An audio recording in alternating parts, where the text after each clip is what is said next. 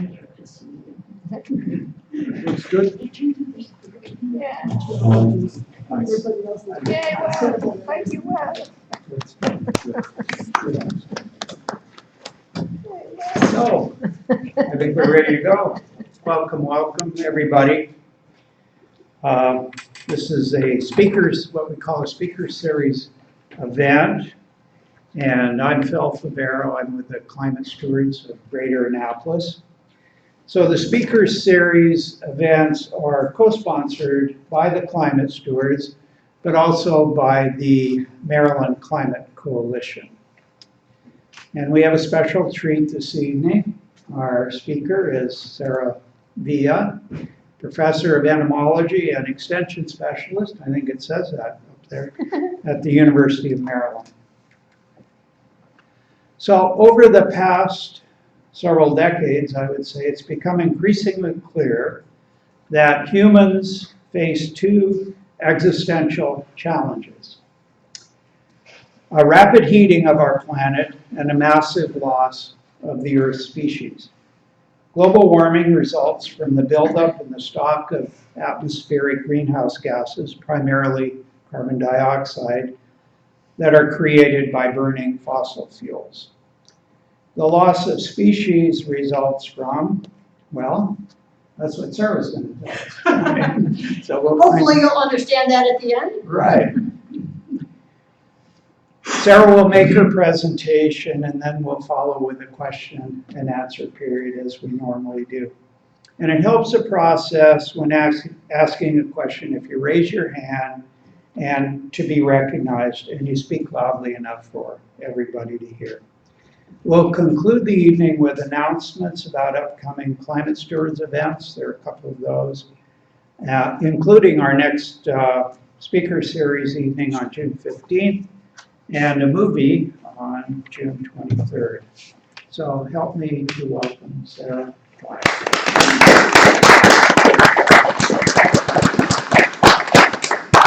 Hi, everybody.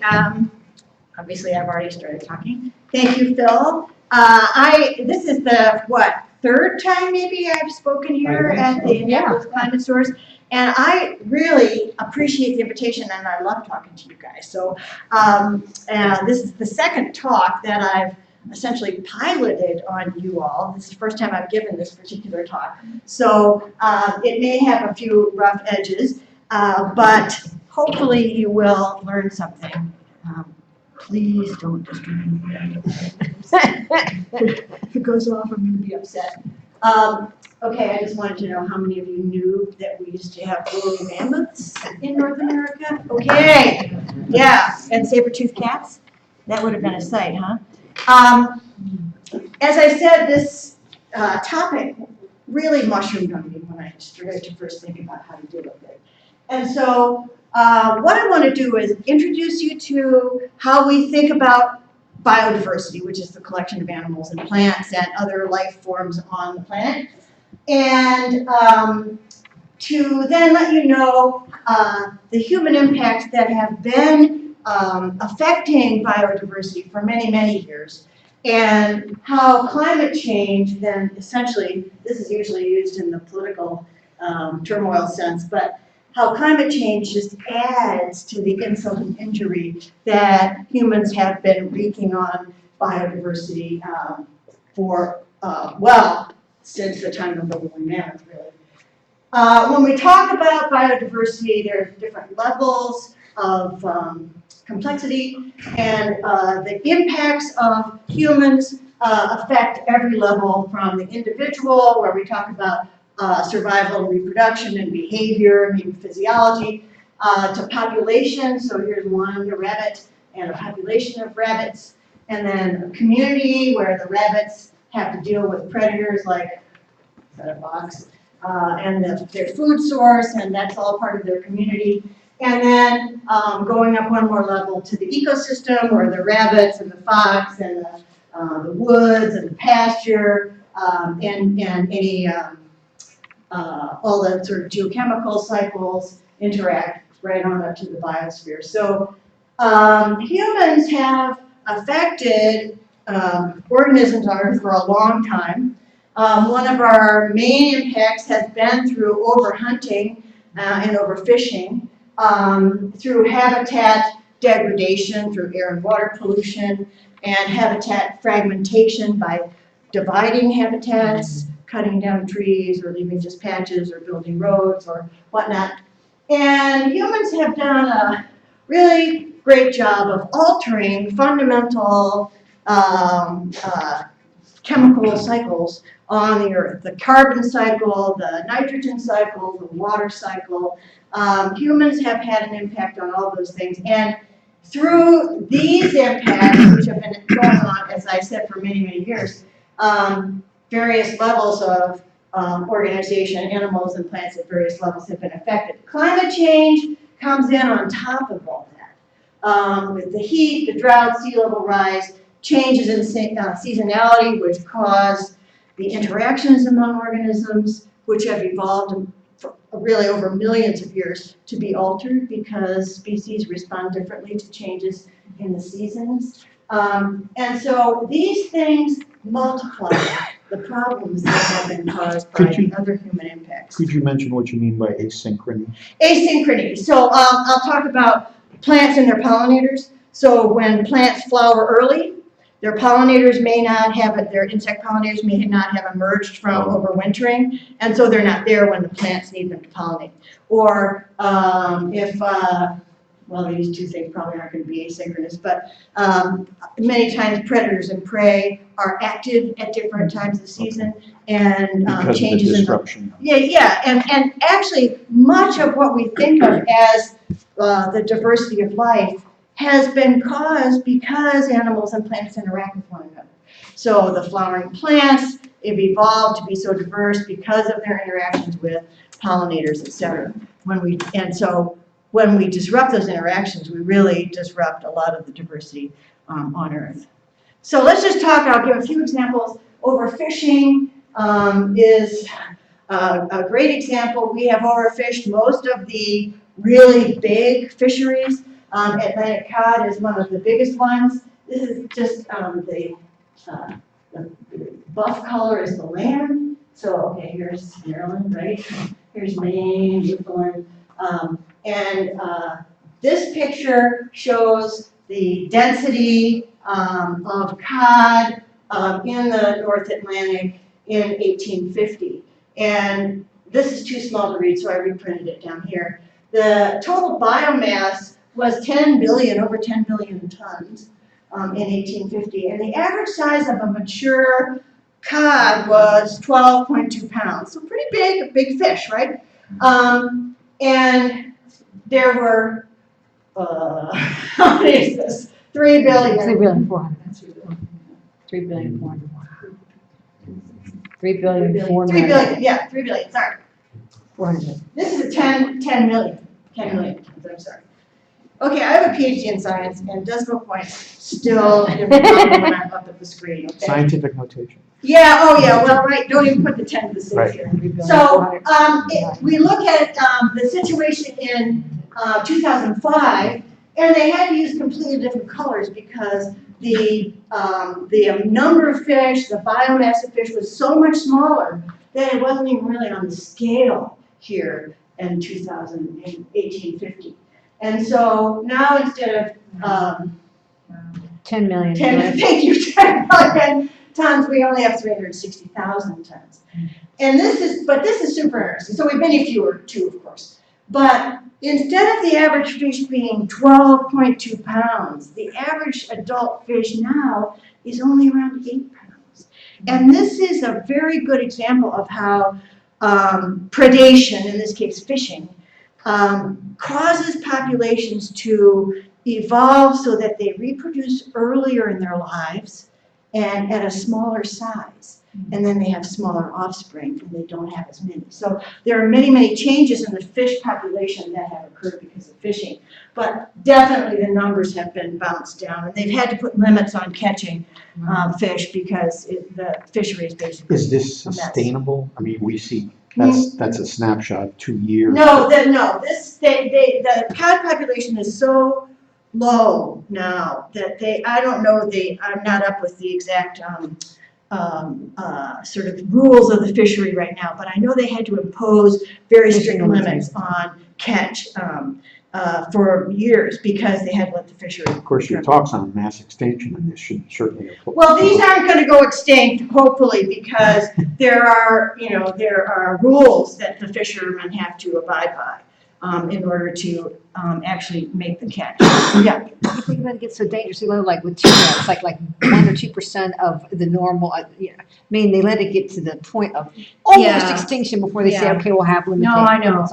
And yeah, there's another species I wanted to talk about called the bluefin tuna. That's which what is- I was saying. Oh, that's what you're saying, okay. The bluefin tuna is a Mediterranean fish, a big fish, and these tuna are so prized in Japan that they bring over $100,000 per fish. So that fishery is totally driven by money, and they've almost driven that fish extinct. Cod are not so individually valuable. So they haven't, gotten into such an extreme situation.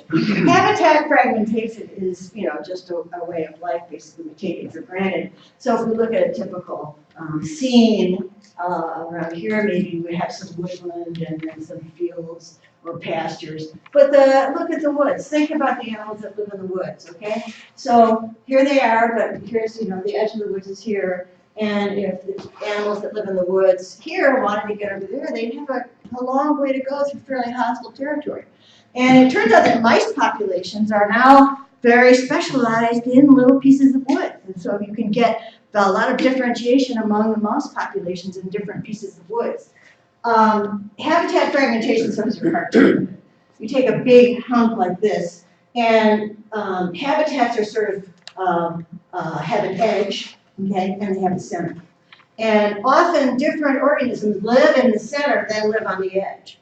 And this is very important in tropical systems because when you cut a big piece like that in two, you might have the same amount of total habitat.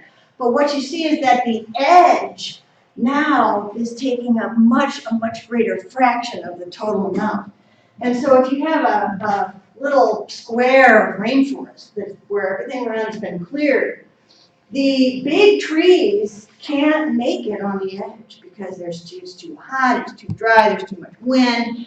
And so what you get is then scrubby on the edge, and you might have an acre of this chunk, but maybe only half an acre or less will be suitable for the larger trees. And so there's an immediate degradation as soon as you divide the habitat. And of course, habitat is completely fragmented now because of humans. So I just want to say a couple things about impacts on the basic geochemical cycles. The carbon cycle, we all know that photosynthesis by plants takes atmospheric carbon out of the air, okay? And then when the plants die, they become dead organisms and they decompose, and some of that decomposition by bacteria releases more carbon dioxide. The plants are food for the animals, and the animals breathe out, okay? So that's called respiration. And that releases carbon dioxide. So it takes a lot of energy just for animals and plants to basically live, which is why it is not very efficient to feed a cow corn, because you have to feed a lot of corn to that cow just to keep it walking around and breathing. And that amount of feed is not reflected in the amount of meat that then is available. So sometimes dead organisms turn into fossil fuels, okay, in very rare conditions. And so then that's a big storage of carbon that was ancient plant material or ancient animals. They're stored now underground, but we discovered how great it is to dig that up and all the great things we could do with the fossil fuels. And when we burn fossil fuels, we take that carbon, which was initially brought out of the atmosphere by plants, and put it back into the atmosphere. So we now have this extra source of carbon that's going out into the atmosphere, and that's what's increasing the atmospheric carbon concentration. But the other problem, and I don't actually have that shown here, is this. is massive logging of both tropical and temperate forests. So what we do is we take the plants out, right? We prevent them, we cut them down, we prevent them from doing photosynthesis. So we're then reducing the amount of carbon that the plants take out of the atmosphere. And we're burning the wood, or we're letting it decompose by itself. And then that releases the carbons locked up in the trees into the atmosphere. So we're kind of doing a double whammy. We're burning the fossil fuels, which is an extra source of carbon, and we're also preventing the natural plant matter in forests from taking as much carbon out of the atmosphere. So those two things are big impacts. Nitrogen cycle. You know, I used to think these cycles were so boring that I never even learned about them when I was in college. In biology, I was like, oh, snore, ecosystems. But it turns out, actually, that they're very, really important. And, however, I'm not going to bother you with all of this stuff. I want to just point out that nitrogen is a fundamental element that goes into making proteins and other biological molecules. And the way that humans have impacted the amount of nitrogen that is available is a couple of ways. First of all, industrial fixation means we use manufacturing processes to pull nitrogen out of the air and turn it into synthetic fertilizer. Okay, so fertilizer is manufactured using petroleum. So you go to southern states and you buy a bag of 19-19-19 or 10-10-10, whatever, or you buy Miracle-Gro or Osmocote. That has been synthesized through a process of sort of artificially taking the nitrogen out of the air. The way that nitrogen in the air is in the form N2, two nitrogen molecules stuck together. Nothing can use that. Plants can't use that as fertilizer. It has to be turned into fertilizer either industrially or through biological fixation, which is done through bacteria that take the nitrogen out. And that's how everything has been going along for all of the history of life until we figured out how to get more nitrogen. Okay? And right now, the amount of nitrogen that we grab out of the air synthetically is almost as much because this is even 100 gigatons or something. Here's 140 coming down from biological fixation, and in the ocean another 30. So it's like almost more than half as much as the biological fixation. So we're adding a lot of extra nitrogen. And human activities, by burning fossil fuels, we release nitrogen in the form of nitrogen oxide compounds. NOx that comes from power plants. Any of you who were here for the power plant talking about that. So we've mucked around with the nitrogen cycle. There's too much carbon in the air, but there's also all this excess nitrogen, which is why it's running off as fertilizer runoff and causing problems in the bay and other waterways. The water cycle. Only a very small fraction of the water on Earth is fresh water. Very small fraction, 1 or 2%. And humans use a lot of water. So, here it's raining, right? Water comes down, it's raining. Most rain occurs over the ocean, but rain that occurs over the land, some of it occurs in places where it just seeps down and goes into, the water table. It's called an unconfined aquifer. It basically goes out here. It's you can drill into it with wells, and the water table can go up and down. But a small fraction of the rainwater falls. This is like rock. Okay, this is rock and soil. This is rock. And this has resulted from geological processes pushing rock upward. Okay, so this is like the bottom of the ocean, and then we have another layer underneath that. These are impermeable rock layers. We get some water coming down here. Sorry, red is the rock. Some water coming down here and filling up these confined aquifers. It takes a really long time to fill up these confined aquifers. So I'm sure you've all heard of the High Plains Aquifer, the Ogallala Aquifer that goes down the center of the country, huge, okay, it's huge. It's really dry out here. And without water pumped out of this aquifer, they couldn't do the kind of agriculture they've been doing. They started irrigation and pumping in about 1900. They couldn't do that if they didn't pump water out of there. But they call this fossil water for a reason. It's not like fossilized water, but it's ancient water. It took a long time to fill up those aquifers because they only are filled up in a very small place compared to this. So this is water that will be out. And this is kind of a depressing picture. I'm really sorry to say that a lot of this talk is going to be kind of depressing. I tried very hard at the end to find reasons for hope, and I think there are some, but I do have a lot of bad news to deliver.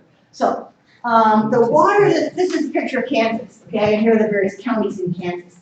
And these are areas that are irrigated from the underground aquifer. And this says maximum authorized use of groundwater in the High Plains Aquifer. And so the darker colors are more. So they use water in these areas to this extent, most use there. This one says % reduction in authorized groundwater use needed to meet sustainable yield. Okay, in other words, how much could they take out if they wanted to keep taking it out year after year? The dark red, over 75%. So in other words, they're pumping out way more water than they should if they wanted to be able to do this for year after year. So they're going to run out of water out there. And that's going to be a big problem because the whole culture of the place is to grow crops. They've always done it. And the farms are based on that. So someday they're on borrowed time because of the water cycle. Logging also impacts the water cycle. Clearing forests, so this is just a picture of a clear cut. It's pretty obvious it increases runoff. You lose a lot of soil. They dry out. The topsoil is lost. They become compacted. And there's a sort of accelerating nature of the problem. When you take the trees away, the trees release water as part of photosynthesizing. And so that cools. Trees don't just provide shade, but they actually do evaporative cooling. So forests are cool for two reasons. You take the trees away, you take the evaporative cooling away, and the temperature rises. But because there's a local increase in temperature, rainfall in that area is reduced. So there's less rainfall, then it becomes hotter, then it becomes drier. So it's very difficult to reestablish forests in these areas, and it mucks with the whole water cycle in the region. We divert a lot of water, not so much in the east, but this is the story in the west. And any of you who are from the west or who have lived out there or have relatives out there, you know that water is a huge deal, okay? California's just been through a huge drought. 60 to 70% of the water use in Arizona and California is for lawns or golf courses or something, which, you know, you might say, do we need this? And there's a lot of infrastructure. This is a canal built by the Army Corps of Engineers that takes water down to Los Angeles so they can water their lawns. So I know they all had a big wake-up call out there in the last 5 years. So to that overview of human impacts, I just want to say now we're going to add the impacts of climate change. And this is from a recent paper in Science magazine, which is the journal of the American Academy for the Advancement of Science. And this, I'll just interpret this drawing for you. The quadrants correspond to different levels of organization. So this is the organism, the population, the species, or the community. It doesn't deal with ecosystems. It does that down here. And the circles are how many of the processes at the organism level, now these processes include activity rate, size and shape, genetic diversity, physiology, etc. How many of these processes are impacted by climate change? Well, you know, here's a percentage, about 50%, okay? Then we look at populations. Phenology is the timing of events. When do leaves come out in the spring? When does dormancy occur in the fall? Phenology is heavily impacted by climate change. Dynamics is how fast are the populations growing, and that has to do with how many babies the organisms have and how the survival rates are, and that's about 50%. Species processes, range size, habitat, quantity, and quality. Pretty much every single species process is impacted by climate change, and community processes like productivity of plants, how much photosynthesis is actually occurring, and interspecific relationships are also heavily impacted. Okay, so in other words, most of the attributes of animals and plants in their individual lives, their populations, their communities, and their ecosystems are impacted by climate change, or there are examples of impacts of climate change. And this is at the ecosystem level. They tracked 31 total processes, like these are different processes, at the ecosystem level for marine, freshwater, terrestrial. And I'm sorry, so this is the sum of all of these. And so this should add to 31. And marine, freshwater, and terrestrial pretty much are heavily impacted. 82% of total biological processes are affected by climate change. So what I want to do now is give a few examples. Yeah. Your red stars. The red stars are some examples of things I'll talk about. Range expansion and habitat quality, species interactions. I'll talk about timing of budding and flowering, recruitment, which is how many juveniles are brought into the population. So those are just some examples I'll give. Now, what can organisms do, or populations do, when they are stressed by climate change? Well, there's a few options. The population can adapt to the changes through an evolutionary process, which takes to various generations, or not. It's pretty well accepted that most populations are not going to be able to evolve fast enough. Okay, because although evolution can occur very rapidly, and I have one example of that, migration to a more suitable environment is likely to occur in many cases, which means that populations may go what they call locally extinct. As let's say a certain bird species is now in Maryland, it becomes too hot for that bird species and they start to move northward and leave Maryland, then they become locally extinct in Maryland. They're not globally extinct, which means they're not done on the planet, but they aren't found here. But if they fail to adapt and they fail to migrate, then they're likely to go completely extinct, which means, they're like the dodo, the passenger pigeon, they're gone and they won't come back. So I'm going to give some examples of cases of different sorts where populations have done one or more of those things, one or the other of those things. This is kind of cool. There's a lot on here, so just let me point to what I want to talk about. This is a cool example of where a population of this very common plant, common mustard, which is a weed that grows all over the place here. And actually, this plant, Brassica rapa, was also domesticated to produce canola oil and other domesticated products, but it's found as a wild mustard. And this experiment was from California, and there were several locations where this plant was growing. So over here, there was a wet location where the soils were moist and held water. The soil had a lot of organic material, held water. And then over here, there was a dry location where the soil was sandy and it didn't hold as much water. So the plants over here were dry fairly frequently, and the plants over here were wet more often. Then California hit a drought. So these plants got even drier. But these plants over here in the wet area experienced drought for, dry conditions pretty much for the first time. And what happened is after 5 years of drought, these scientists went out there and said, first of all, they had seeds from before. So they knew they could revive the population from the seeds. And then they had seeds from after the 5 years back. And these graphs show what happened to those seeds. This is 97 is before, 04 is after.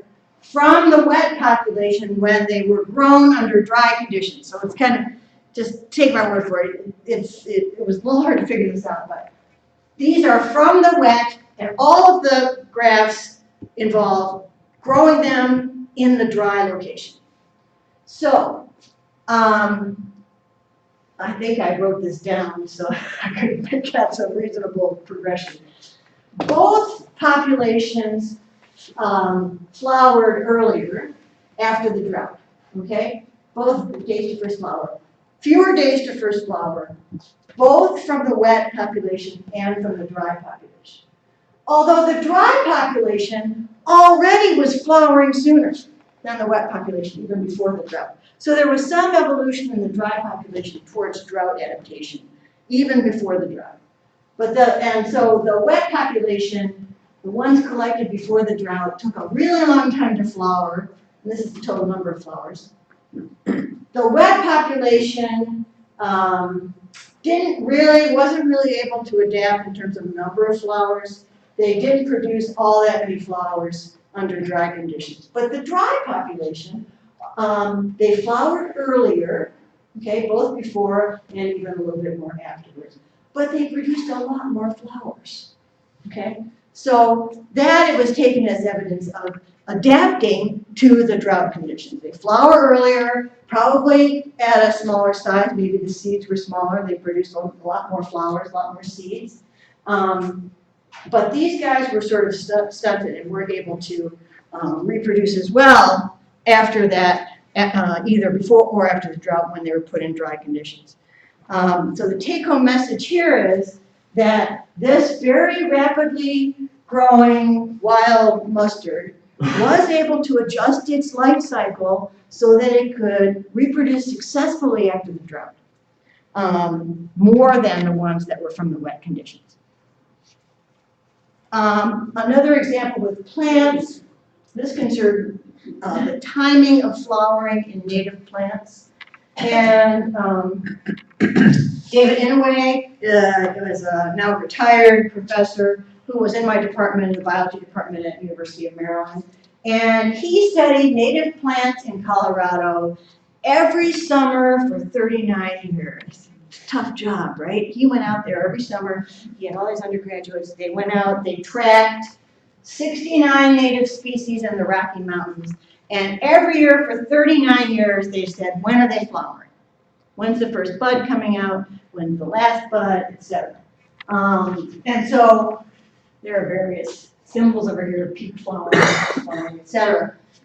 So here's the 69 species. Obviously, you don't need to know what they are. You just want to see what we want to see is the pattern. This is 0, which is where the average flowering time was at the beginning of the 39-year interval. And this is negative. So negative means they flower earlier, okay? Positive means they flower later. So what you can see is most of the 69 species now flower earlier, by a few days at least, than they did 39 years ago. And yeah, Wes. Am I interpreting that correctly? It looks like the entire activity of the plant occurs over the course of 2 days? This Days per is year? days per year. This is the number of days shifted.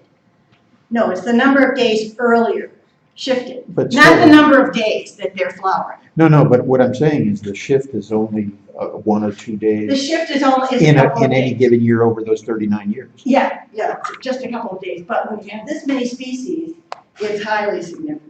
That's statistically significant. Yes, Okay. yes, I exactly. can't believe it's only 2 days. I mean, I saw my phlox flowering in February. They're not supposed to flower until April. I mean, that's 2 months. Different species are really Yeah. different, you know? It's just, Look at this one. Well, this is still only, but it's still only a couple of days. I Yeah, mean, it's only a I couple still only a days. couple of days. Well, mean, it's I'll much have more to ask than David that. about this, but, Yeah. And these are also a summer species. These aren't, we're not talking about. I know this is on the spring. East Coast versus this is in the Rocky Mountains and this is a different area. But it just to me seems that that's not as bad as I think it really is. right. But remember now, they've watched these for many years, and so there's a lot of noise in this. So one year, a particular species might have flowered 10 days earlier. Mm. And the next year, maybe it flowered 1 day earlier. So when you average that, it reduces that range of variability. So I think that's probably the answer. Anyway, what happens, and this is, we missed this year, but we are going to experience this more and more. The warm February we had, followed by the hard freeze in March. Fortunately, the farmers pretty much missed it, except the people who grow apricots, they were wiped out. Most of the fruit trees had not started to bloom yet. But what David found out in the Rockies, this is delphinium, is in many cases the spring would come and the flowers would flower, the plants would flower. But then there'd be a freeze and a snow. And many, many years, he has a lot of data on this, and I'm not going to bore you with many more slides. I just want to point out that what happens is the plants come out early, they flower, and then they get frozen and they lose all of the buds. Now, if you're a farmer and you're growing a fruit crop, that means you don't have a crop. But if you're a wild delphinium population, these are perennial, so they'll come back again next year, so it won't kill the population. But that means no seeds are produced this year, okay? And so that, if this happens, often, then that would be bad news for the maintenance of the population. A perennial can weather a few of these incidents, but if it happens every year, then you don't get any of those baby delphiniums growing up. And so that's a problem. So he documented this happening over and over. He also documented, and now this is the asynchrony, the mismatched timing in species interactions. In delphinium, okay, where the plants would flower, but the pollinator, the hawk moth, these are big, beautiful moths. The hawk moth was not yet there. Okay, I don't remember whether they migrate in or whether they overwinter there, but there were a hawk moth, so then you get no seeds. Same thing with this plant and its hummingbird pollinator, and he has a lot of data on this particular interaction between this plant, refrigerant, and this particular butterfly. What happens is the plants and pollinators, because they're different species, right? They evolved under a certain set of circumstances. And so over time, their emergence got tuned to match the other one. But when you change the environment very rapidly, one species may respond to that more than the other species. And what happens then is the flowers come out, no pollinator, okay? Then the pollinators come out, no flowers. So that year, there's no recruitment into the population of, and if these live only 1 year, no butterflies that year, and then the population has to be recolonized from somewhere else. So I think that there is going to be so much mismatching and asynchrony that this is going to have a big impact. But it's a lot more subtle than just saying it's too hot now for trout in the streams, so they're going to go extinct in California. This requires a lot more hands-on watching. And so I think many examples of this won't be seen for a while. Migrating songbirds, this happens over many species, asynchronies, but this is from a paper that just came out this year. And again, there's a bunch of different species and they live in different areas, breeding areas, western forests, deserts, eastern temperate forests. And those are the symbols. Each one of these is one species of songbird. And what you see is some of them, so here is this is an average, and the rate of change, this is earlier, this is later. The green is when do the plants, their food, when does the food appear for the birds, and the orange is when do the migrant songbirds get to where they eat the food, okay? And here, the food is appearing later, and, some of them are getting there, okay? But down here is the difference, okay? If they're below the line, they're getting there too early, before the leaves have come out on the trees, before there's any bugs or anything else to eat. And these guys, here now it's greening up earlier, and the birds are arriving later. If they're above this line, they're arriving too late. So I think I can't remember how many species there are, maybe 40 or 50. But there were 9 or 10 that were significantly out of whack. again, over some long period of time. So songbirds are getting to their summer location either too early or too late. Well, that's gonna have a big impact because they need that food when they get there. If they get there too late, then the food might be in a phase which is not suitable for them anymore. Forest, I want to talk about a little bit. There's obviously a lot of natural impacts on forests. So ACEs, agent of disturbance, natural and human. So forests, have always had fire, landslides, pathogens, ice storms, insects, hurricanes, wind throws, which is fallen trees, and drought. So it's tough out there in the forest, right? But humans have amplified many of these things. Fire in the West is now a huge problem. The fire season in the western states, California, Washington State, Oregon, has lengthened by 2 months. And the fires are burning hotter and bigger because there's been drought, there's been insect damage, etc.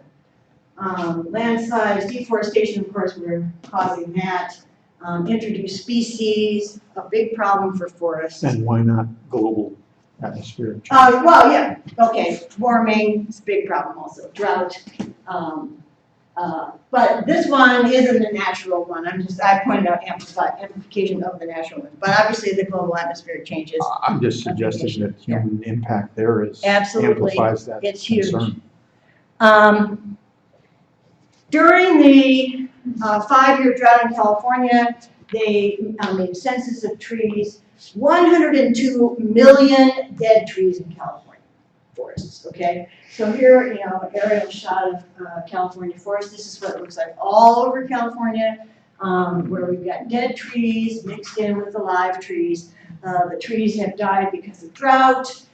They've died, many of them have died because of insect pests like the pine beetle.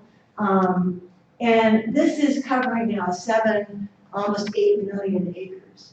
So the very long drought and the higher temperatures increase wildfire risk, of course, it's dry. And the insect pests like the stressed trees. They can really get into those stressed trees and eat them up much easier than a non-stressed tree. So this is a picture of the blue cut fire in 2016. Huge, it burned 30,000 acres and displaced 80,000 people. And people had their homes burned up. And this is becoming more of a problem. And there's a pattern here. Where do people like to build their homes? Well, in the woods or on the coast, right? And where are the places that are going to be getting the biggest impacts in terms of property destruction? In the woods and on the coast. So there's a big collision that's already occurring and is becoming really looming larger on the horizon. People on the coast will have to deal with the fact that sea level rise and storm surge is going to destroy coastal property. And already the costs of flood insurance, et cetera, are becoming very high. For people who build near forests, in Colorado and California, very close to forests, insurance rates are very high because the risk of fire is huge, okay? And many, many houses are being burned.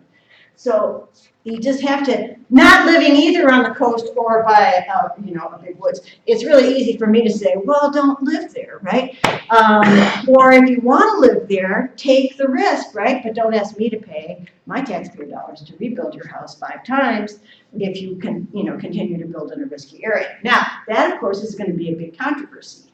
And, I'm just saying, in Maryland, it's going to be huge.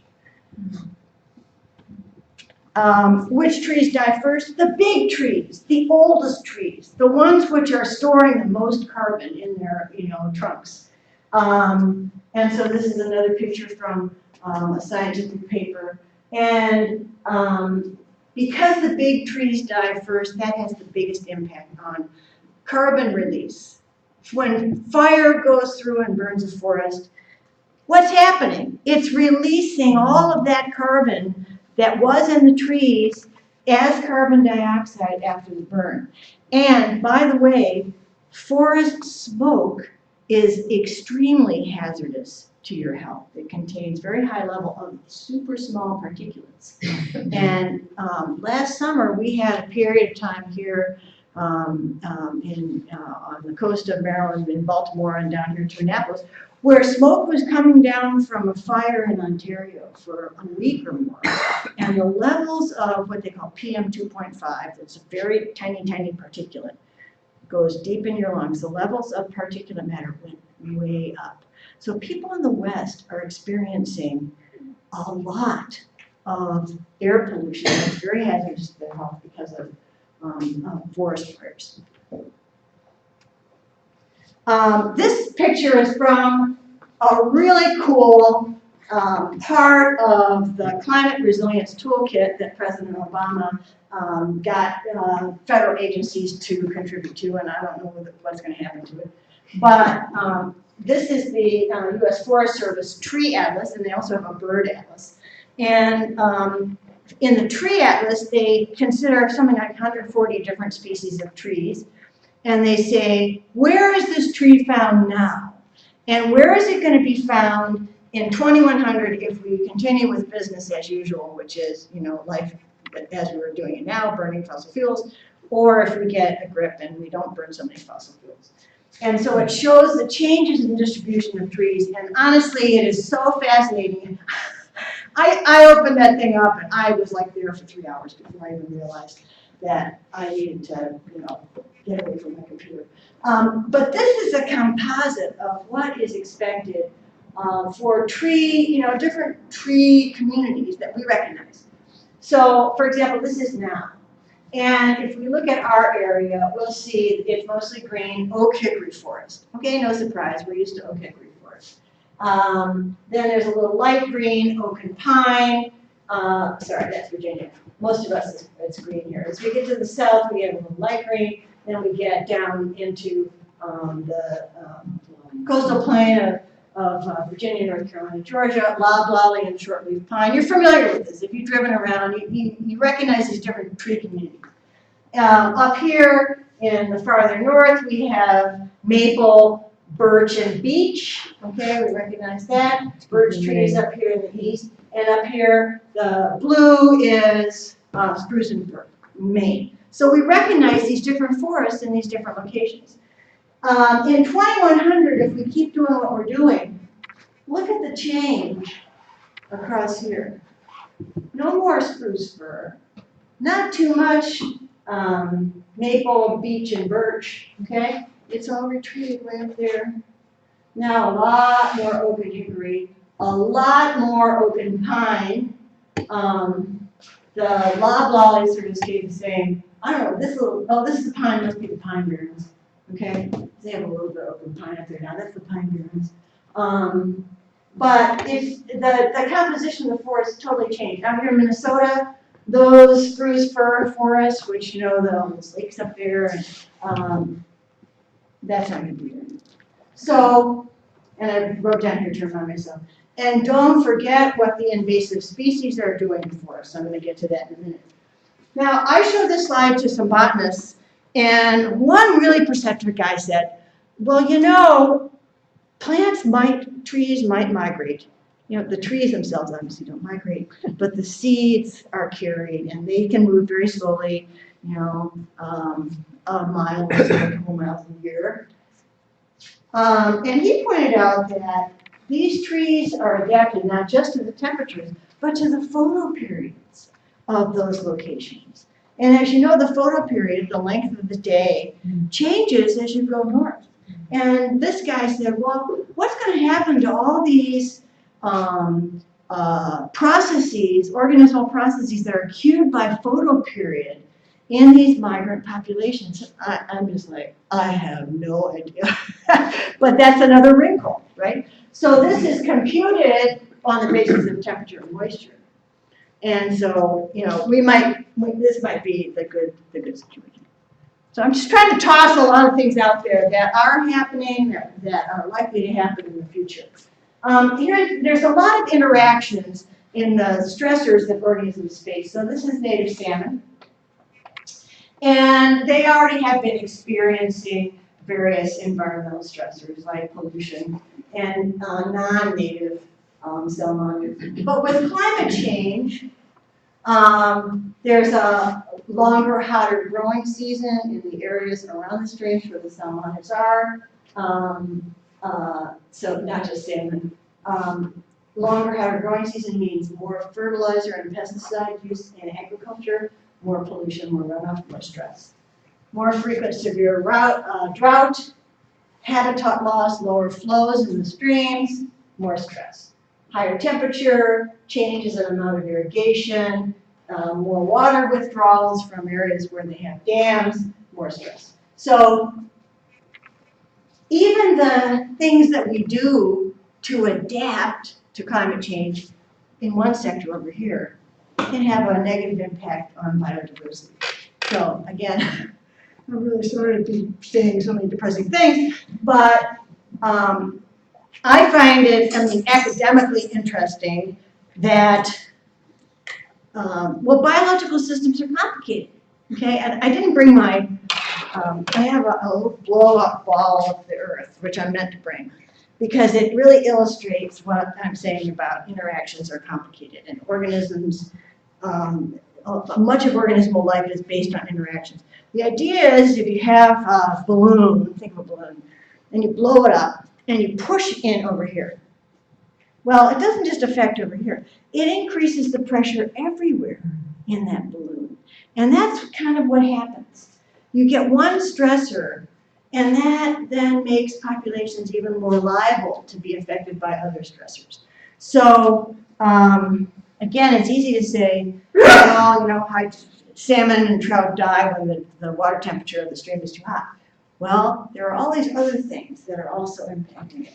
And I guess part of the take-home messages of this is if you hear people say, we can manipulate the environment, like, we can seed clouds, we can put things in the atmosphere to, reflect light, we can, artificially mess around doing geoengineering. I'm stating my opinion here. As a biologist, I'm just saying, I know there are so many interactions. If you do something like that, it's going to impact something over there, that's then going to impact something over there, that's then going to impact something over there that you could never have thought of. And so it's better to just, I do not want the Army Corps of Engineers up there messing around with the atmosphere. Because they didn't do all that swinging of a job with the levees in New Orleans, right? So, my opinion. Because you'll read about this. I'm telling you, you will read about this in the Washington Post. The warming, now this is sort of a one-dimensional thing. We'll read about what? You'll read about plans to mess around in the atmosphere, to various geoengineering things, to solve the problem, which to me is, well, it's kind of just like the space program, and it's all really fun to think about. We can go up in the atmosphere and do this and do that, but it's Pandora's box. it's Pandora's box. It's not going to work. The chance of it working without having some side effect is, No. to my mind, nil. And so I'm just putting that out there because when you read that, it's going to sound really great, really technologically cool, and some guy will have thought it up. And, but they're just thinking, I know how scientists think. They focus on one thing.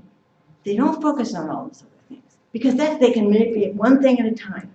And so I am really nervous about anybody messing around Trees at the with these processes. Conversely, you begin to think that if we didn't muck around at all, which is obviously not going to happen, but if somehow we could eliminate the human influence, there are other things that would be occurring anyway. Oh, yeah. No, That would be that's true. stressing No, that's true. That's true. We're already in there. equilibrium.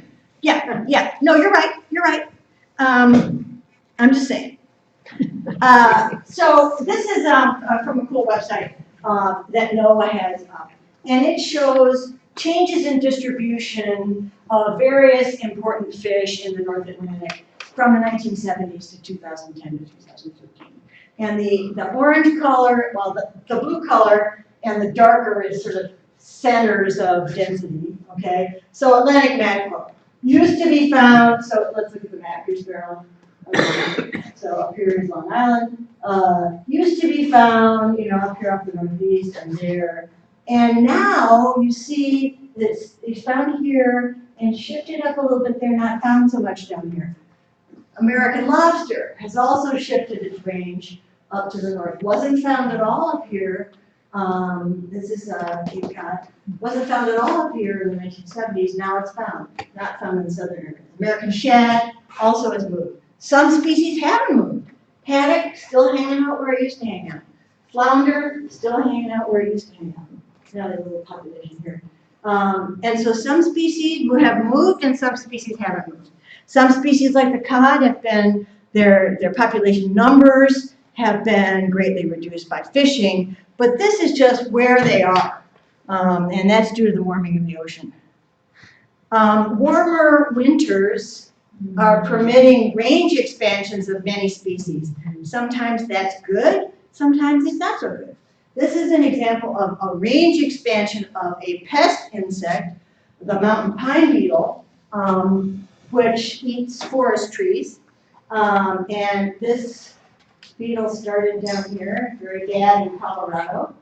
But then it moved because of what it was prohibited from going north because the winters were too cold. As the winters warmed, the beetle was able to overwinter farther and farther north. Went into British Columbia and completely decimated their spruce and fir forests. So let's look at one of these beetles. So there's an adult. The adults don't do too much damage. It's these beetle larvae that chew the wood under the bark and they make these galleries and they sort of basically girdle the tree, if you will. And they're tiny, tiny, tiny, tiny. Here's the end of a pencil, right? They are small, but they are numerous. And they also have this congregating pheromone. So when they find a stressed out tree, a female will emit a chemical signal that says, "Party over here." And a lot of beetles will come over and they'll attack that same tree, which will stress it more, and then they'll be able to, their larvae will be able to do better on it. So this is what the forest looks like from the air after the pine beetles have been there. And again, when there's drought-stressed trees are more susceptible to pine beetle. When you have drought and pine beetle, and then you have a fire, you're in deep trouble. This happened in Colorado. In 2012 and 13, there were big fires after droughts because there's all this dry wood from the mountain pine beetle. Then in fall of 2013, there was a huge rain and that flooded Boulder, just massive, Boulder, Colorado, massively because there were no trees on the mountains to keep the water from coming down. They said at the time it was a 1,000-year flood, but then later they said, but probably you ought to expect these about every 10 years now. So it's in the west, we're not going to experience that nearly as bad, although we have drought conditions in the southeast, and we'll have them sometimes in Maryland. But the west is on this cycle, drought, fire, flood, drought, fire, flood. And it's going to be very, very hard on them. The mountain pine beetles now made it up to British Columbia, and just a few years ago, it was able to get across the top of the highest Rocky Mountains in Canada. And then, this is well, it's still on lodgepole pines. This is the distribution of another pine species, jack pine. Then, mountain pine beetles shifted onto jack pine. So now they can eat jack pine. Same species? Same species of beetle. Originally they were on lodgepole pine and Douglas fir and those trees. Now they're on jack pine, which is more of a scrubby tree. But that distribution of that tree goes all over here. Right? So where are we going to see mountain pine beetle in a few years? So this is a case where, and mountain pine beetle is a native species. It's not like it's an introduced species, but it had been held in check by winter. And then it was released from that. Another species affected by warmer winters is the hemlock woolly adulgid, which is an East Coast species. Again, it's very small. It's like a little, sort of an aphid-like thing. It has a mouth parts that pierce the petioles where the leaflets come out and suck the phloem. And it's called the woolly adulgid because they make these waxy exudates which they cover themselves with. So when you look at an infested tree, you see this stuff. And if you look underneath, you see these. And again, they are teeny, but they are numerous. And they are wrecking the hemlock forest. They're killing the hemlock forest. This is what the Shenandoah forest is supposed to look like. This is what it looks like. We're losing all the hemlocks. And there's some beautiful hemlocks in western Maryland. So I encourage you to go out to some of these western parks and see those hemlocks before the hemlock woolly adulgid eats them all. Now this is an introduced species. It was introduced here in Virginia in 1951. And these colors tell us how it has expanded its range in different years, from green 1971, and then blue 2001, and red 2006. Okay, it's when this picture was made. And the gray is the range of the hemlock. And so really there's nothing stopping that insect. And you can't control these species because they're on wild trees and forests. It's sort of like the gypsy moth. Remember when the gypsy moths came and how much damage they did to the forests in Pennsylvania and New York? And I think they eventually controlled it by releasing a fungus that attacked the pathogen. They call it entomopathogen. It eats insects. I don't know whether they'll be able to do anything here or not. But the warmer winters increase the survival and mean that they can move a little bit more next year. Sea turtles. Sea turtles are having a couple of problems. This is a picture of sea turtle nests in Florida near Boca Raton, and from just 20 years or so. And what you see is the number of nests. And there's a lot, like 800. That's 840. It goes up and down. There were a lot of nests in 2014, but more and more nests are becoming washed out. And, Florida's story is basically going to be a water story, right? And the habitat where the sea turtles lay their eggs, is going to be decreasing in availability as the water rises up. Now, there's another sort of really weird thing about turtles and some other reptiles. But turtles, when turtles are born, their gender is not determined by a sex chromosome, but is impacted by the temperature. And so when it's warm, not many male turtles are made. And so there have been years where the people in Boca Raton like this have been following these turtles. And actually, I wanted to put a video in here, but I couldn't get it. But they have these things swimming around in tanks and all. These little babies are all.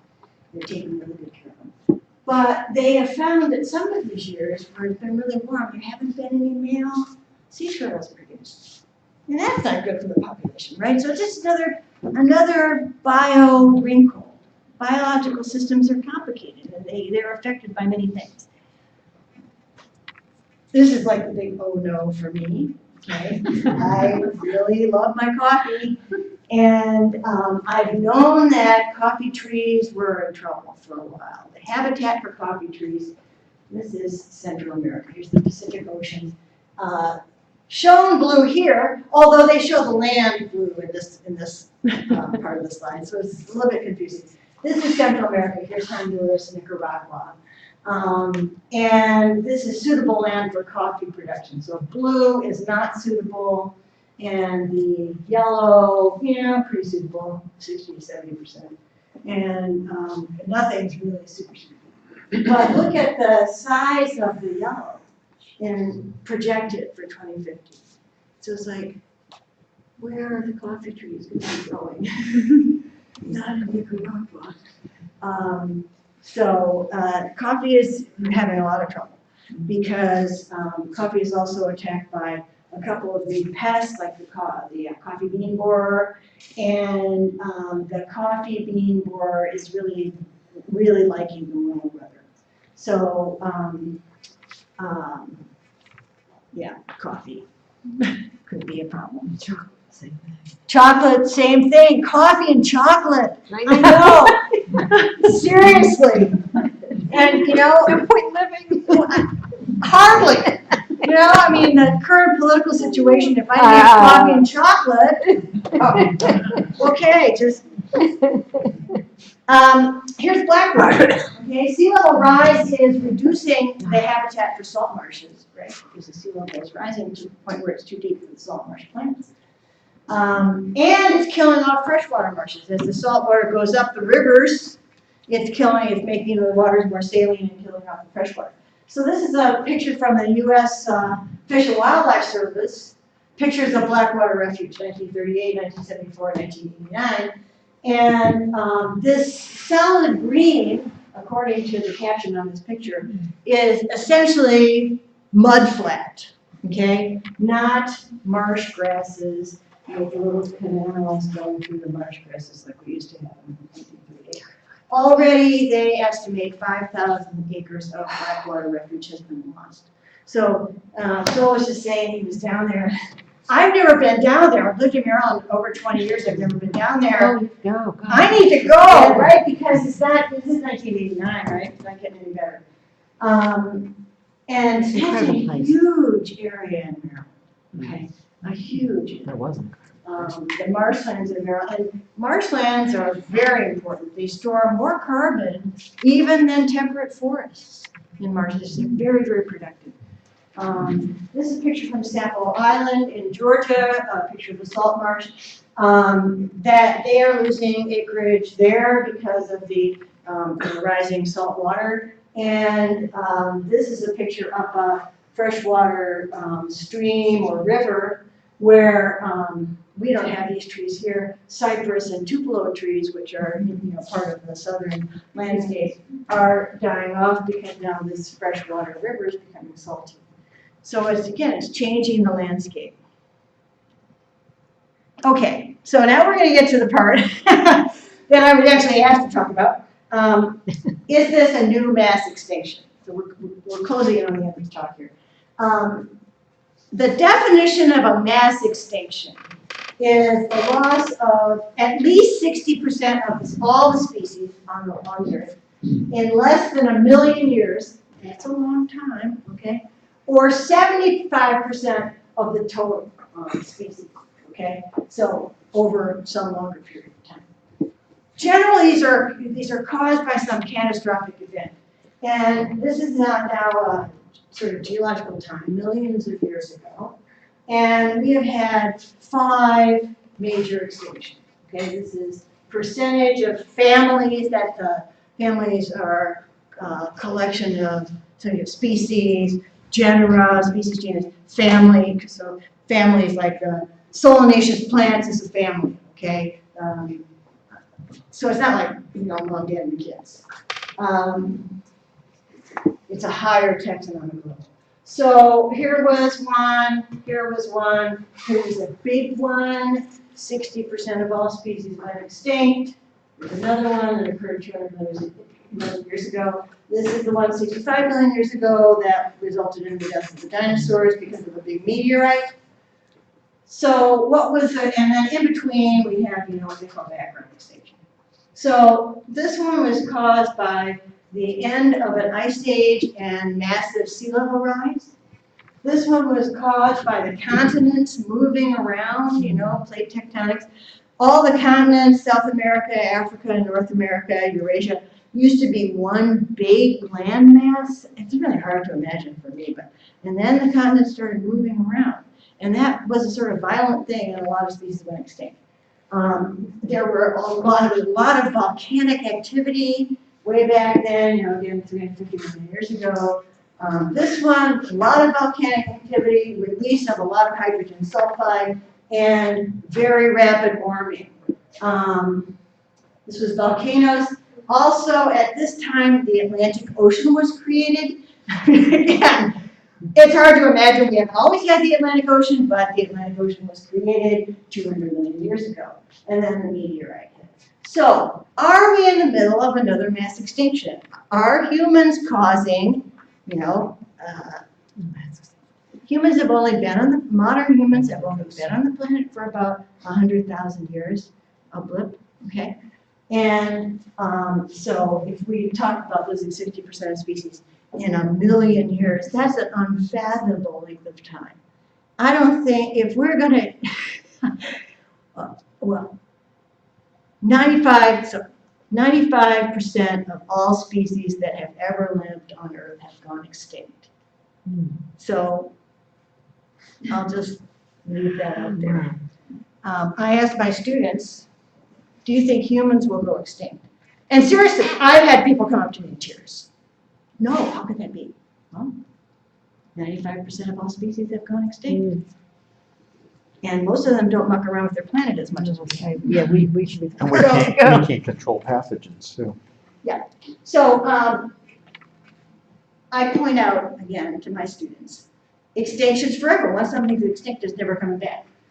But through the history of the Earth, extinction has played a very positive role, because every time a big bunch of species get wiped out, then there are opportunities for other species to evolve.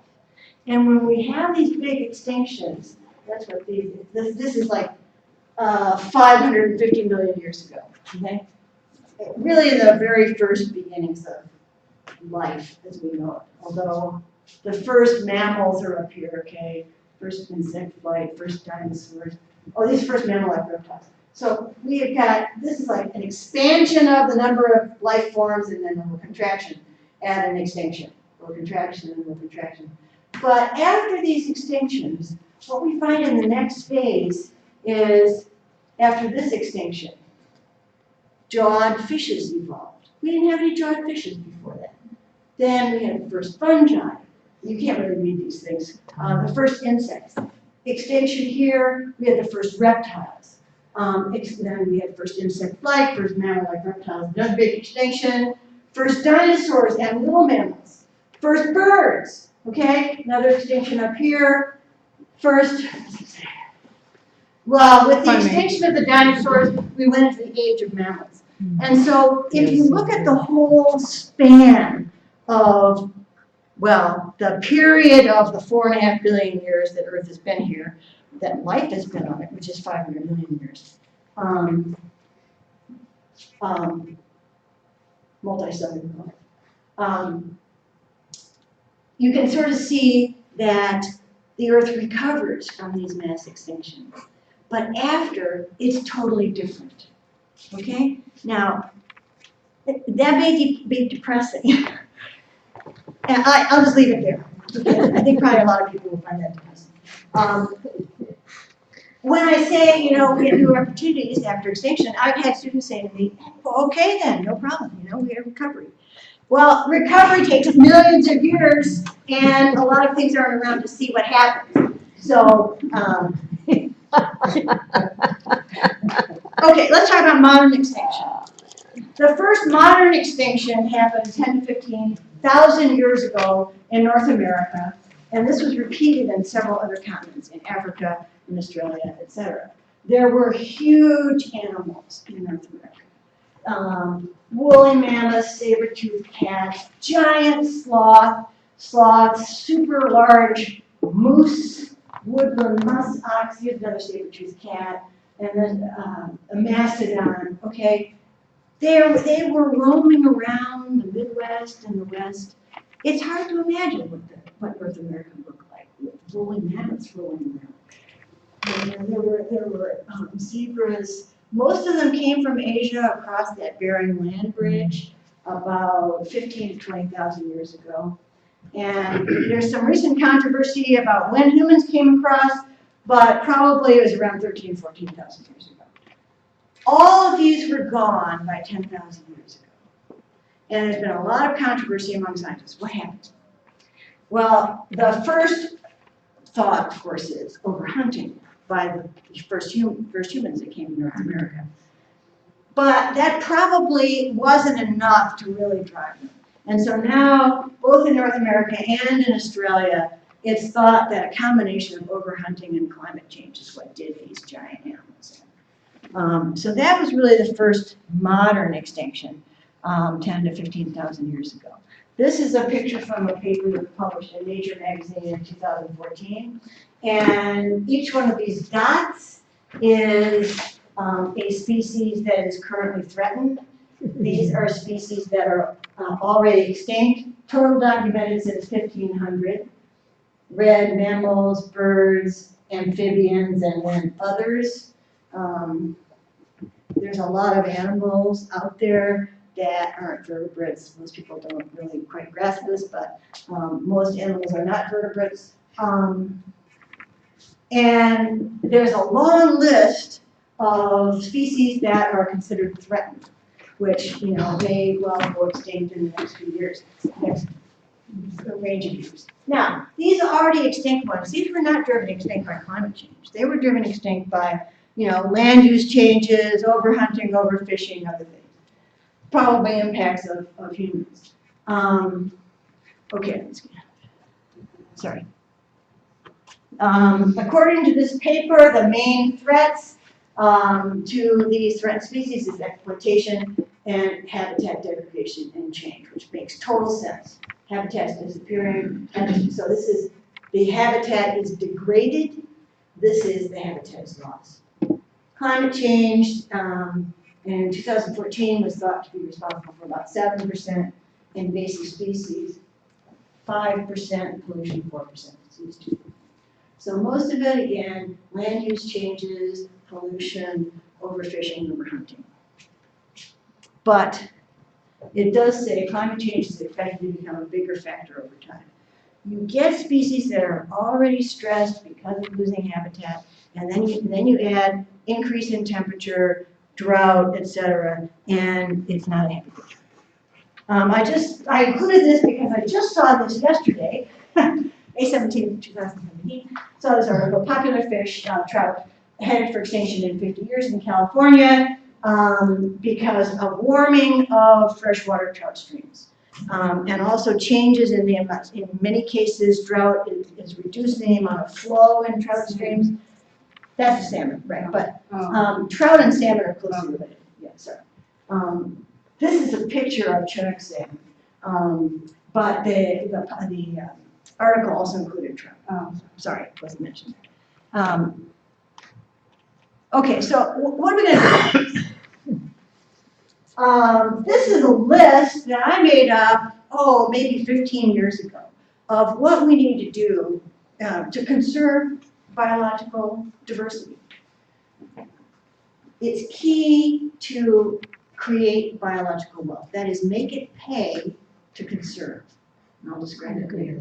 Value ecosystem services. That means what are the realistic costs of the fossil fuel?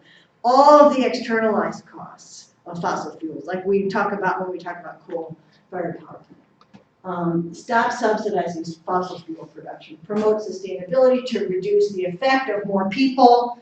You know, more people puts a lot more stress in the system.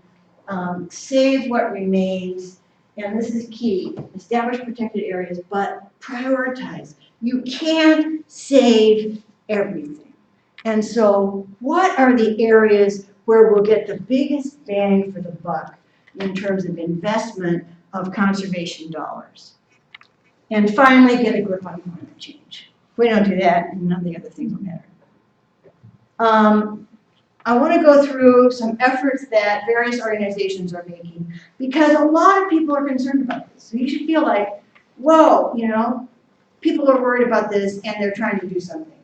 This is a group of, well, National Wildlife is an NGO, but the rest of them are federal agencies who have gathered together and put out a report just a couple of years ago called Climate Smart Conservation. And the idea is that under climate change, we've got a sort of shifting landscape. Previously, you could consider habitat degradation, habitat loss, overfishing. But with climate change overlaid on that, it's kind of a moving landscape.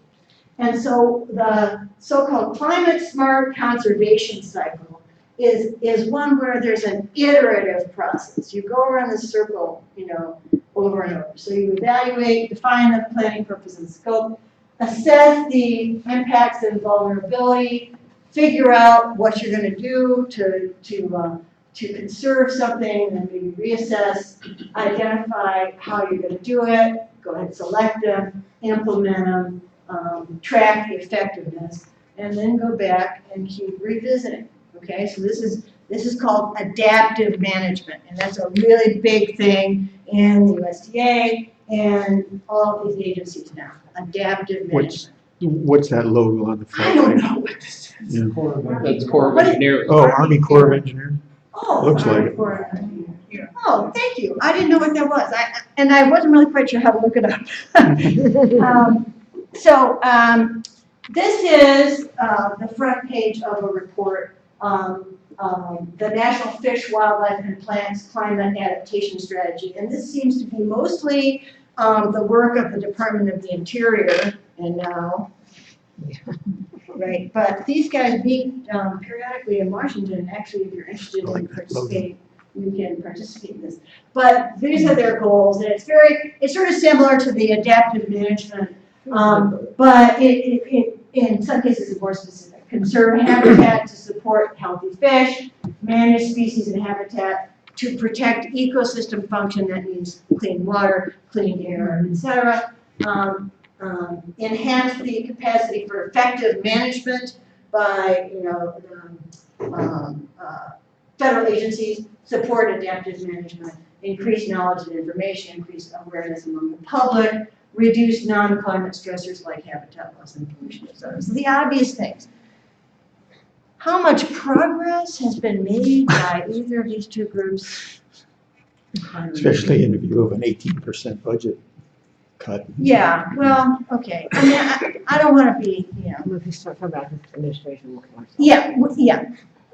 Well, but But let me just say It's not that the at way. these agencies, there are people who care deeply. Yeah. Now, they might be Sure. laid off, but they're not going to be laid off forever, okay?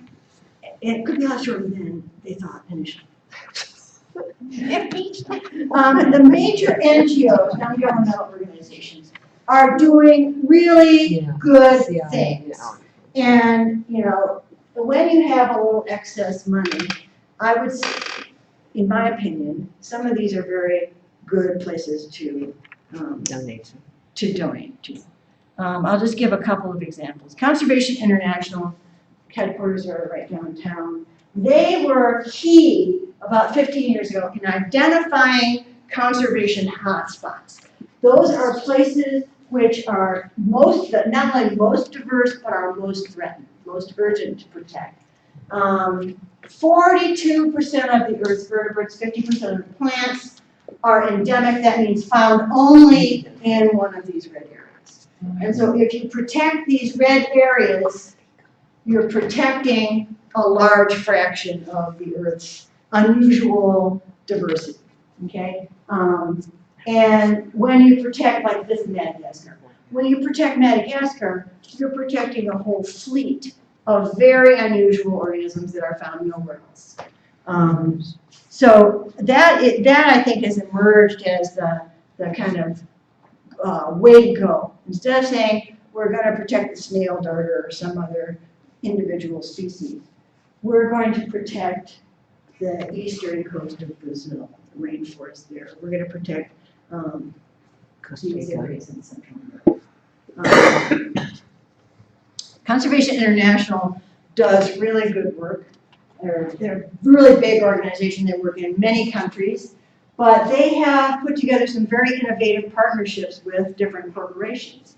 And they've got a really good PR, and they also have a really good way of dealing with sort of working with corporations, which is key for many of these NGOs. They're bringing in the corporations in. There are a great many Fortune 500 corporations who are really on the side of the good guys these days, and when it comes to energy and other things. So, and then Conservation International has a lot of biologists. They're on the ground, boots on the ground in many, many countries, conserving various endangered organisms.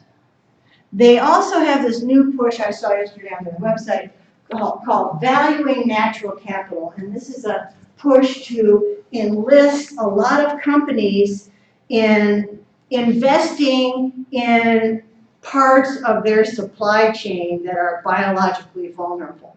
And they've got a video on their website, which is, kind of comical. A CEO wandering around, he makes shoes. Well, we need the leather, okay, now we need to protect this, and we need the rubber for the soles, so we need to protect the rubber plantation. Because they can't make their product if they don't have those resources. Fundamentally, none of us can do anything if we allow all ecosystems to become wrecked. And so it is beneficial to business to recognize their dependencies on the natural world.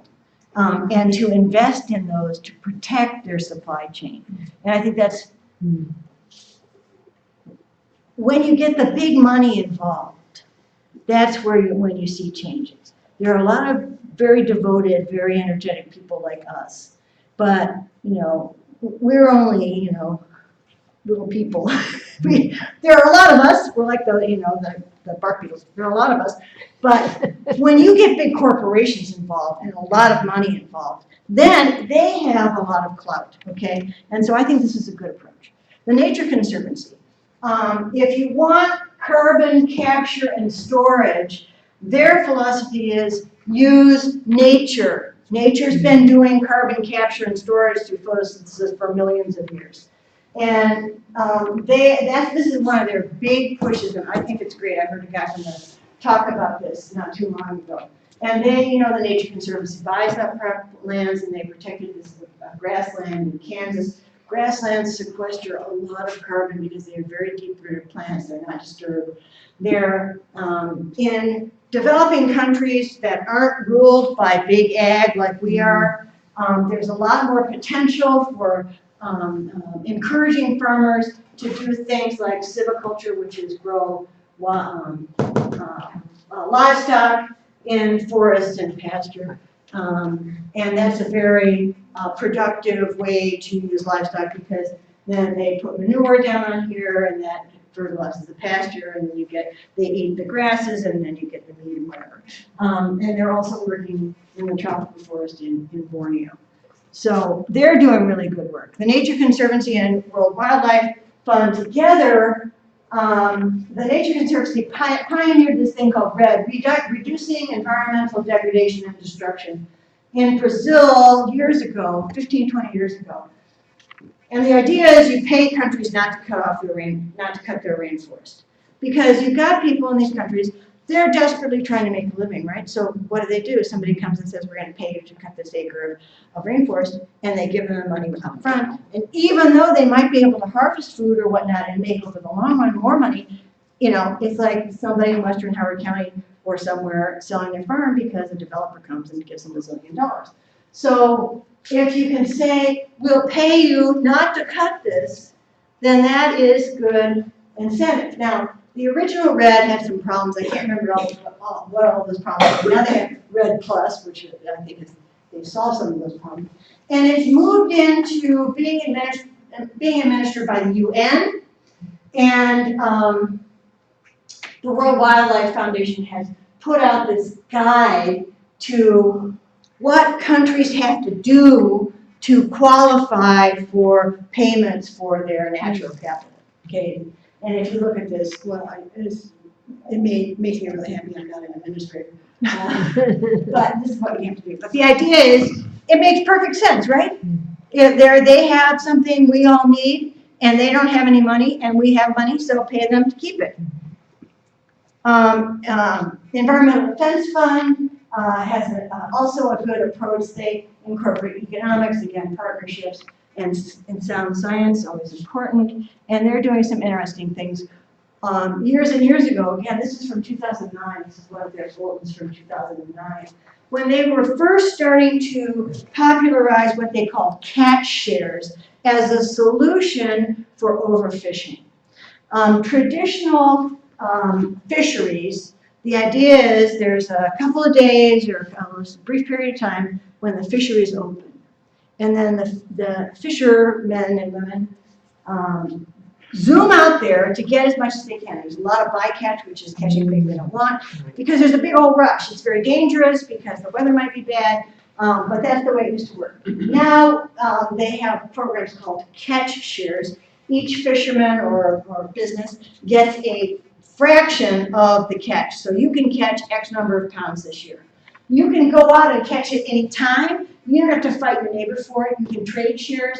It eliminates people throwing back fish if they catch too many, okay, in this big bustle.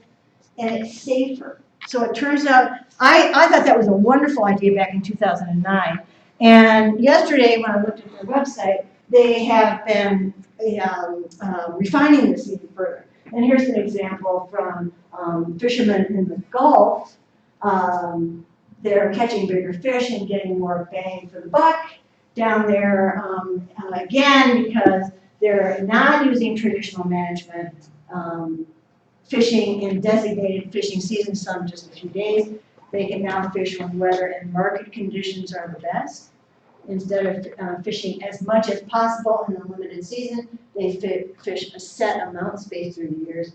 They don't have, the penalties are not enforced. Now the fishermen or the company own the catch shares, and they grow in value as they protect the fishery. So it's just a really good thing, and it's worked out really well. So those are just a few examples of how governmental and non-governmental agencies are trying to deal. I came across this yesterday, this last slide. I just thought this was so fascinating. I heard about the use of wood in skyscrapers. And the idea is if you grow wood, that takes carbon out of the atmosphere. Then if you burn the wood, it puts it right back. But if you build something with the wood that lasts, then it stays out of the atmosphere for a long time. And so now they're building very high buildings. They can build very high buildings out of wood. And so this is just a picture of the interior. It's really beautiful, actually. But they build, like 60-story buildings, skyscrapers out of wood, which is cool. Yeah, I know, you don't think too. I think it's more than matchsticks. Obviously, they're safe. I brought this article. I brought a number of articles, actually. But is that sustainable? I mean, if it's bamboo, it would be, but The idea is that it takes the carbon out of the atmosphere for a long time. yeah. More than 20 years, maybe 50 to 100 years, okay? Not forever. And then what You're happens saving to all it? the energy by not getting steel. I mean. Yeah, and you're not making steel, you're not, that too. I mean. But the life cycle costs, okay, are favorable. And I think it's not a bad idea. I mean, we gotta have It's an all idea. of the above. We gotta have all the good ideas that anybody can come up with and do as many of them as we possibly can. So I'm now done and I'm available to answer any questions. But before I do, I just want to point out, I brought like this report, the highlights of this report, and I brought the chapter on ecosystems from the National Climate Assessment. And if you browse through any of these and you're interested in having me send you a PDF copy of any of this stuff so you could delve into it in, in the privacy of your own home in more detail, just sign up and I'll send this stuff to you by PDF file. And you can then, continue your education as much as you want. So anyway, thank you.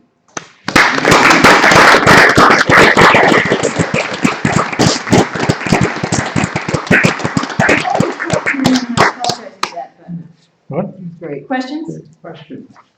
Are there lights? Yeah. I have a comment. It's too long to explain how I have this at my fingertips, but I've read a summary of the Colorado Rocky Mountain Meadow stuff, the big paper, and just to Oh, share. interwaste paper?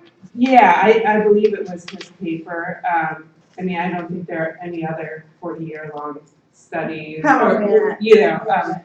But anyway, just because that one figure was a little confusing with, it just seemed like. Oh, you got some more really- information yeah, on that? It's they found that the spring used to run from late May to early September, and now it lasts from late April to late September.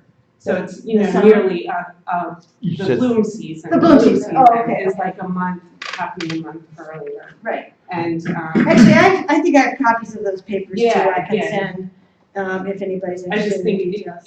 it better describes like the point that Yeah, you're making. In fact, I've looked at that graph a lot, and I've never questioned that, the units on that graph, Right. so I appreciate you bringing that up. There was another hand back there. Yes, You spoke about the water problem in the west and how they're gonna run out of water. I mean, I've been reading about that too. What is your estimate of time? for Kansas and agriculture, I don't know, 30 or 40 years, not very long. Well, when I got those numbers from the state website maybe 10 years ago, right, five or 10 years ago. And when they say, you've got to cut water use by 75% now if you want it to be sustainable, and that was 10 years ago, and they're still, I think they're still pumping pretty much the way they were. It's kind of inevitable it's not going to last for very long. So I don't know, I mean, I apologize for not taking the time to go and update that, but I thought that was, again, something we need to think about, because for the lifetime of the families that are farming there now, and their grandparents, they've always done that. And that's their way of life, and they think this is, it's always gonna be here, it's not always gonna be here. Just like fossil fuels, You had on the very beginning, the title says Anthropocene. Oh, Anthropocene, welcome to the Anthropocene. 12,000 years. I meant to define that, and I looked it up, Phil and I were laughing about that earlier. The geological time periods are often end in scene. So geologists, I resisted for many years learning the geological timetable, okay, and all the eras and epochs and periods and ages. Okay, we don't need to go through that, but the Anthropocene is, and I think it's a small unit, an age, but it's a period of time in which the Earth's sort of situation is dominated by human impacts. And so I was surprised to read today, as I was looking on the web, I thought, I better look up a definition of that, because I know what it means, but I want to have a more formal definition. I guess there's geologists who feel really offended by the fact that, the Anthropocene, come on, they characterize it as sort of a pop culture thing. It's like, fine, okay. It's, I think captures the spirit of what's happening to the earth. It is being heavily impacted by humans. So why not? Actually, I read shortly after Trump was inaugurated that the new period is now called the Trumpocene. So the Anthropocene is age of humans. It's the age of human impacts. Yes, Agriculture and domestication of right. animals. like we have Agriculture since and we're- animal domestication began about 13,000 years ago. Actually, at the end of an ice age.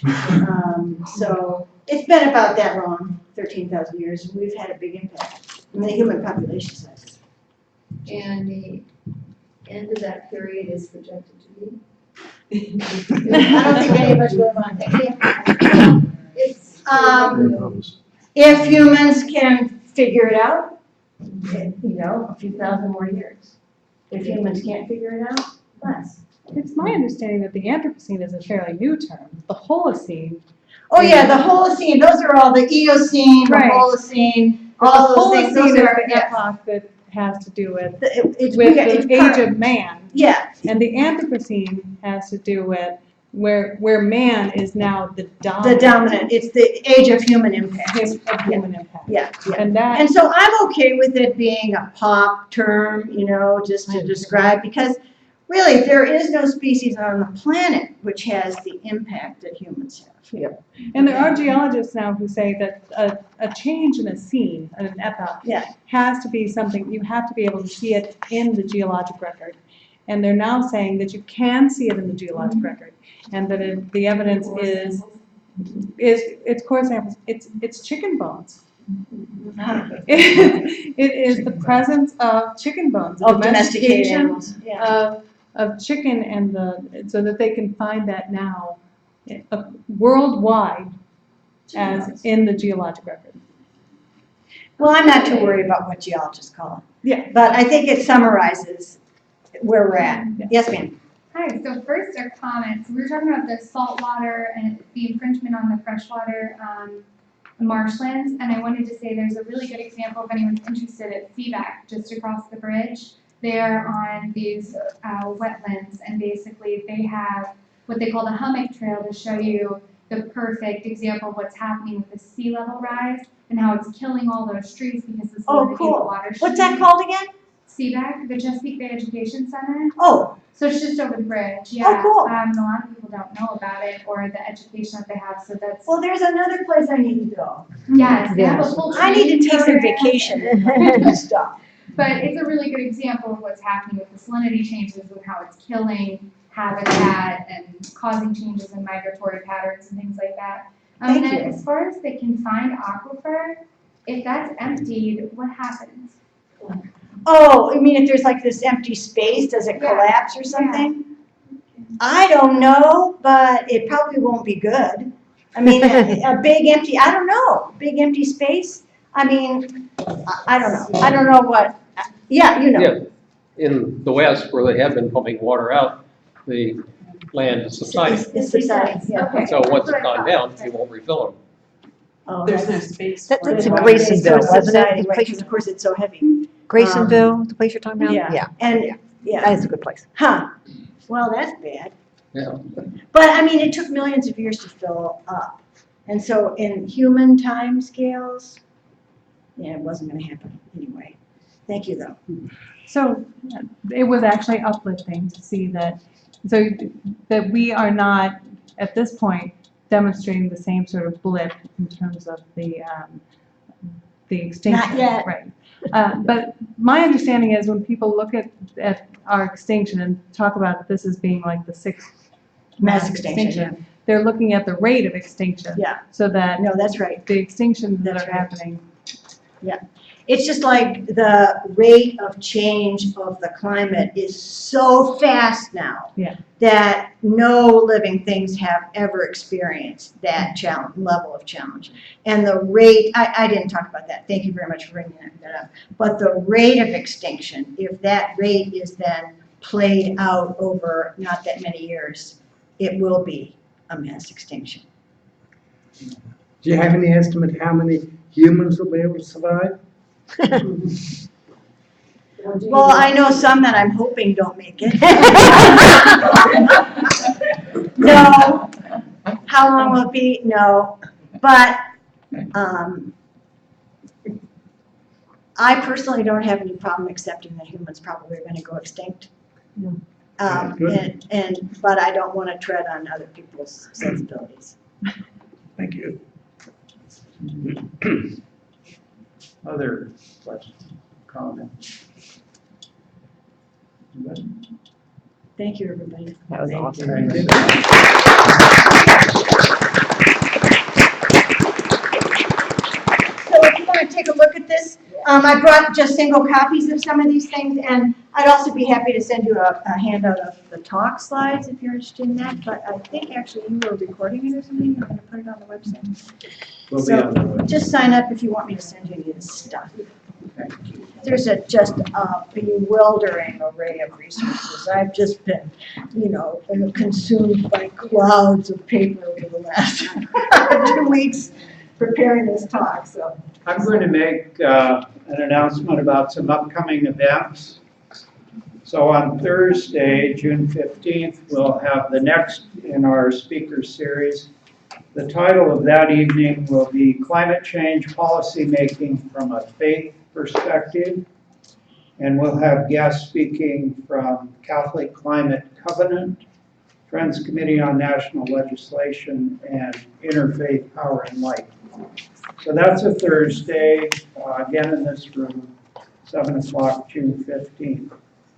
And then on, I said Thursday, but it's Friday, June 23rd, which is our typical movie night. It's on Friday at 7 p.m. We'll have a film From the Ashes. It's a National Geographic film about the coal industry and its consequences. Mention one other event, again on Thursday, this is June 8th. Someone who comes to climate stewards meetings occasionally, David Goodrich. He's a climate scientist. He's written a book called A Hole in the Wind, Climate Scientist's Bicycle Journey Across the United States. This will be at Annapolis Bookstore, 53 Maryland Avenue. David will be talking about this new book of his, again, June 8th, Thursday. And I wanted to ask if there were any other events that people want to mention. Yep. This weekend, Climate First on Saturday is holding boycott demonstrations of Wells Fargo Bank, both in DC and in Silver Spring. Okay. So if anyone is interested in joining them, Will you be there? we will not be there. Not this weekend. All right. I'm sorry, the June 8th, one with the hole in the wind, what time is that? That is 7 p.m. Thursday, June 8th at the Annapolis Bookstore on Maryland Avenue. Okay, I want to thank all who made this evening possible. Our speaker, Sara, thank you. The room arrangers, I think those were Benson's also. The tech support people, greeters, those who provided sign-in assistance, and everybody who came. Thank you, and thanks for your questions. Have a good evening.